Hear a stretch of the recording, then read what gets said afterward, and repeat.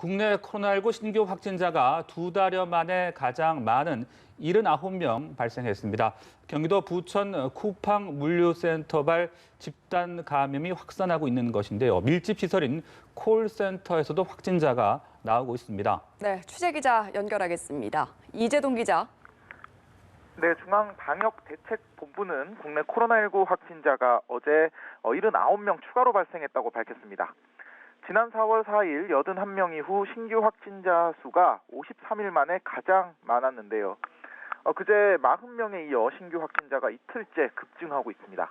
오늘 0시 기준 누적 확진자는 11,344명이 됐습니다. 어제 신규 확진자 가운데 68명은 국내 지역사회에서 감염이 됐고 11명은 해외에서 유입이 됐습니다. 서울 24명, 인천 22명, 경기 21명 등 수도권이 67명으로 대부분을 차지했는데요. 쿠팡의 부천 물류센터 집단 감염 영향이 컸습니다. 이재명 경기지사는 오늘 오후 긴급 기자회견을 열고 부천 쿠팡 물류센터에서 지금까지 86명이 집단 감염된 것으로 확인됐다고 밝혔는데요. 중앙방역대책본부가 밝힌 82명보다도 많은 수치입니다. 오늘 0시 기준으로 부천 물류센터 전수검사 대상 약 4,200명 중 3,400여 명이 검사를 받았고 나머지 인원도 오늘 중 검사를 완료할 예정입니다. 쿠팡 고양 물류센터에서도 확진자가 나오면서 센터가 폐쇄됐고요. 어제 오후 확진자가 나온 부천 뉴베이스 콜센터의 상주 직원 1,600여 명의 전수검사도 진행 중입니다. 이와 별개로 서울 중구에 있는 KB생명 전화영업소에서도 이틀 전 첫 확진자가 발생한 이후 현재까지 7명이 확진 판정을 받았습니다.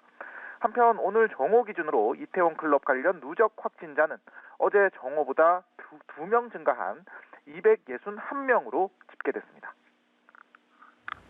네, 이처럼 상황이 심각해지자 정부도 내일부터 약 2주 동안 수도권 방역 관리를 더욱 강화한다고요? 네, 그렇습니다.